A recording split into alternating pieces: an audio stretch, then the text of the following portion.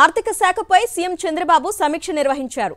శ్వేతపత్రం, vote on account బడ్జెట్పై సమీక్ష చేపట్టారు.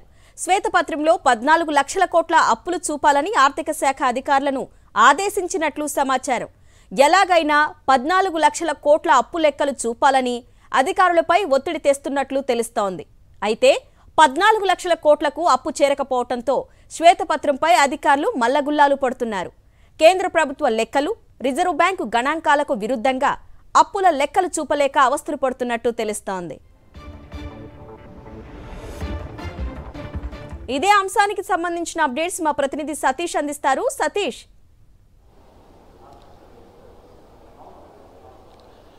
ఆంధ్రప్రదేశ్ ప్రభుత్వంలో ప్రస్తుతం ఆర్థిక శాఖ అధికారుల పరిస్థితి విచిత్రమైనటువంటి పరిస్థితి నెలకొంది.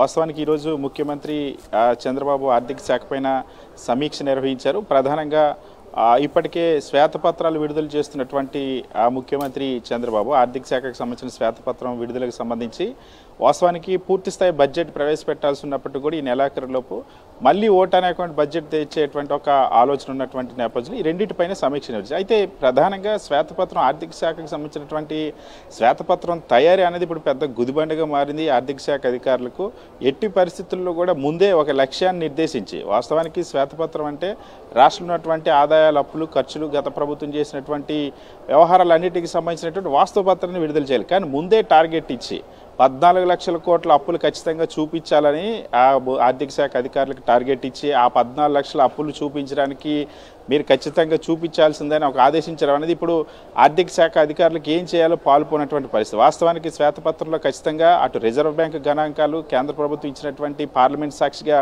కేంద్ర ప్రభుత్వం, కేంద్ర ఆర్థిక శాఖ ప్రకటించినటువంటి గణాంకాల ఆధారంగా తయారు చేయాల్సినటువంటి అవసరం ఉంటుంది. కానీ అప్పులకు సంబంధించి మాత్రం 14 లక్షల కోట్లు చూపించాల్సిందని ఒక టార్గెట్ ఇవ్వడం అనేది ఇప్పుడు ఆర్థిక శాఖ అధికారులు మల్లగుల్లాలు పడేలా చేస్తుంది. ఎందుకంటే వాస్తవ రూపంలో అన్ని లక్షల కోట్ల అప్పులు లేవని ఆర్థిక శాఖ అధికారులు తెలుసు. అంతేకాకుండా ఈ లెక్కలన్నింటినీ కూడా చూపించడం కోసం మొన్నటి వరకు ఆర్థిక శాఖ ప్రిన్సిపల్ సెక్రటరీగా ఉన్నటువంటి సత్యనారాయణ పదవీ కాలం ఆంధ్రప్రదేశ్ రాష్ట్రంలో డెప్యుటేషన్ కాలపరిమితి ముగిసింది. కేంద్ర సర్వీసులకి రీపాట్రియేట్ అయ్యారు. రీపాట్రియేట్ అయినప్పటికీ కూడా రిలీవ్ చేయకుండా బలవంతంగా ఉంచి అదే అధికారి చేత ఈ 14 లక్షల కోట్ల అప్పులు ఉన్నాయని చూపించేటువంటి ప్రయత్నం రాష్ట్ర ప్రభుత్వం చేస్తుంది. అయితే ఈరోజు సమీక్షలో కూడా మరొకసారి అదే అంశానికి సంబంధించి కూడా ఖచ్చితంగా 14 లక్షల కోట్ల అప్పులు చూపించాలని ఆదేశించడంతో ఆర్థిక శాఖ అధికారులంతా కూడా తలలు పట్టుకుంటూ ఉన్నారు. లేని అప్పుల్ని ఏ విధంగా చూపించాలంటూ. అందుకని ఈ నేపథ్యంలోనే అన్ని శాఖలకు సంబంధించినటువంటి వివిధ వర్కులు, ప్రాజెక్టులకు సంబంధించిన పెండింగ్ బిల్లులు ఏవైతే ఉన్నాయో వాటి సమాచారాన్ని కూడా సేకరించి ఆ పెండింగ్ బిల్లులన్నింటినీ కూడా అప్పుల కింద చూపించేటువంటి ప్రయత్నం చేయడం, లేదా నష్టం కింద చూపించేటువంటి ప్రయత్నం చేయడం, రాష్ట్రానికి జరిగినటువంటి నష్టం కింద చూపించేటువంటి ప్రయత్నం. నిన్న ఏ విధంగా అయితే విద్యుత్ శాఖకు సంబంధించిన శ్వేతపత్రంలో పచ్చి అబద్ధాలను చూపించి అడ్డంగా దొరికిపోయింది రాష్ట్ర ప్రభుత్వం, మళ్ళీ అటువంటి ప్రయత్నం చేస్తుందని. అయితే ఆర్థిక శాఖ అధికారులు మాత్రం ఆర్థిక శాఖకు సంబంధించినటువంటి లెక్కల్ని అలా అడ్జస్ట్ చేయడమో లేకపోతే తారుమారు చేయడమో సాధ్యం కాదు. సో ఈ నేపథ్యంలో ఏ విధంగా ఈ శ్వేతపత్రాన్ని తయారు చేయాలో తెలియక తలలు పట్టుకుంటున్నటువంటి పరిస్థితి. మరొకవైపు రాష్ట్ర ప్రభుత్వం బడ్జెట్కి సంబంధించి కూడా పూర్తిస్థాయి బడ్జెట్ కేంద్ర ప్రభుత్వం ప్రవేశపెడుతుంది.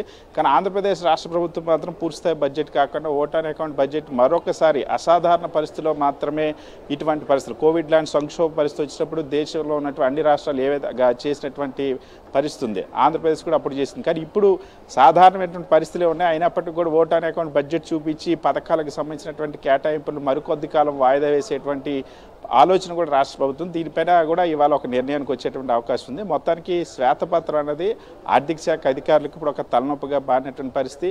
14 లక్షల కోట్ల అప్పులు చూపించాలన్నటువంటి టార్గెట్ ముందే నిర్దేశించడం అన్నది ఆ తలలు పట్టుకుంటున్న పరిస్థితి ఆర్థిక శాఖ అధికారులకు ఎదురవుతుంది. అన్న రైట్ సతీష్, థ్యాంక్ యూ.